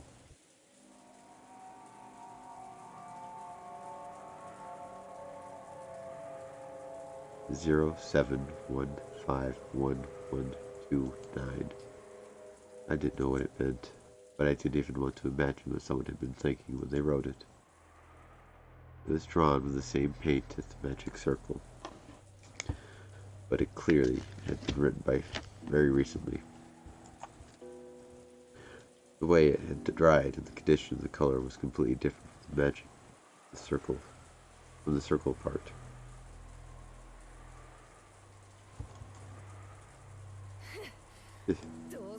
I'm sure it just has some magical meaning. No point wasting time thinking about it. Jessica intentionally spat those words out in an attempt to push aside the eerie feel it gave off. It could be a magic square. The idea that a ward against magic can reside in a certain sort of number play. I believe everyone has heard of the one where adding all the numbers in each row leads to the same sum. Wasn't that a group of numbers buried in a rectangle? This is just a single row. I don't have a clue what it could mean. What Jessica-chan said is probably correct. There isn't any point in us wasting time thinking about it. Even though she said that, she probably suspected that it actually meant something. Antiva was deftly writing that number down on an old receipt or something with a short ballpoint pen. Unless it had some obvious pattern, it'd probably be tough to memorize a code made up of an 8-digit number. Could this be a date or something? A date? What are you talking about? Well, it's probably a coincidence, but my birthday is July 15th. Once I thought that 7/15 might refer to July 15th, I figured that if 11/29 stood for November 29th, maybe that would fit perfectly. Why would your birthday be written in a place like this? And what's up with November 29th? That's what I want to know. Still, it's probably just a coincidence. When I thought about it, it started to feel a little creepy. What if someone's birthday was November 29th? That's not the birthday of anyone else in the family. Not Dad, or Kiri-san, or Agni. And of course, it isn't my mom's either. Nothing comes to mind. I don't believe it's Kinzo-san's or Genji-san's birthday. It isn't for my family either. And it isn't Rosa's or Maria-chan's. It can't be anyone in my family. And it isn't Kanen-kun's or Shannon's. I always give the servants presents on their birthdays, so I know it for all of them. But I don't know anyone who is born on November 29th. Once she started imagining that the 8 digits weren't meaningless, but actually 2 dates written together, it really started to look that way. However, its true meaning may be something completely different, or there may be no meaning at all. Anyway, since we don't have any real clues, it's probably pointless to stand around here worrying about it. The inside of the parlor is much more important. This morning, behind each of the doors with a magic circle drawn at them had been the body of a victim. So, if something new had been added to this door, does that mean something has been added inside the parlor? When Eva tried to open it, she felt the resistance of the lock. She immediately took out a master key and put it into the keyhole.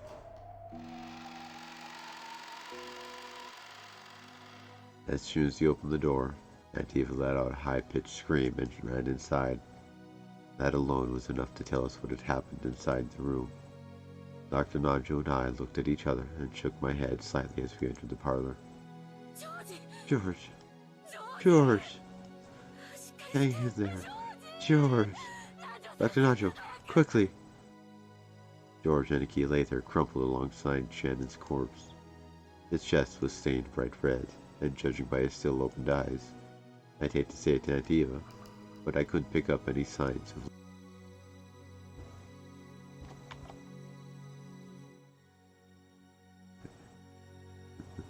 be back. Sorry about that. That was me completely disconnecting there. I guess it's time to close out. I'll try and sum up here. Brushing him aside, Aunt Eva once again crouched beside George Aniki and started crying at the top of her lungs. With Aniki's death, one thing is certain.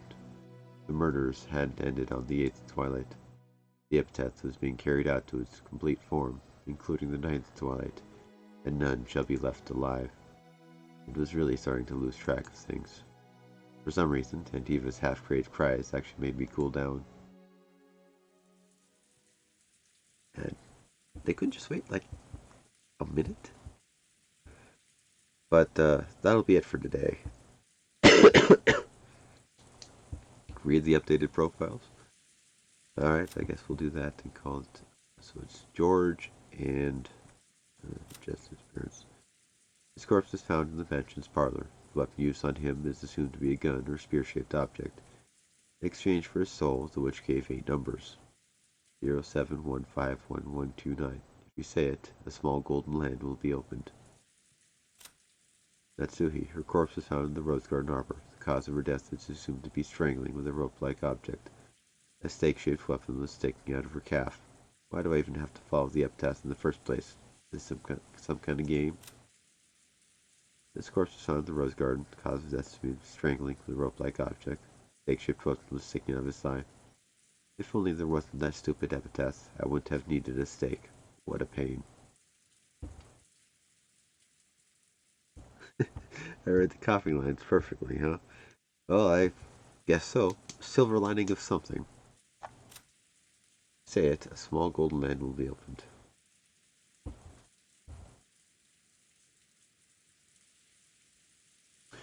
I don't know. That's a odd one. Super realistic. We'll watch again. Well, good. Because we're going to have some more tomorrow. And, why did I do that? It looks like we're on page 3 of the new version of the game, so. But that'll be it for today. Thank you for hanging around, being a good audience, and bearing with me and whatnot. Hopefully you'll get back to crafting. I actually do need to get to doing that.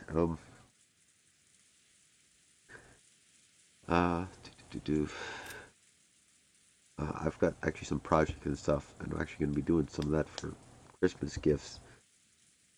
But yeah, I don't know. I'm going to be getting around to doing that at some point soon, whatever that is going to be. Anyway, thanks for being with me, hanging around, and having a good time. I'll see you all later. Have a good one.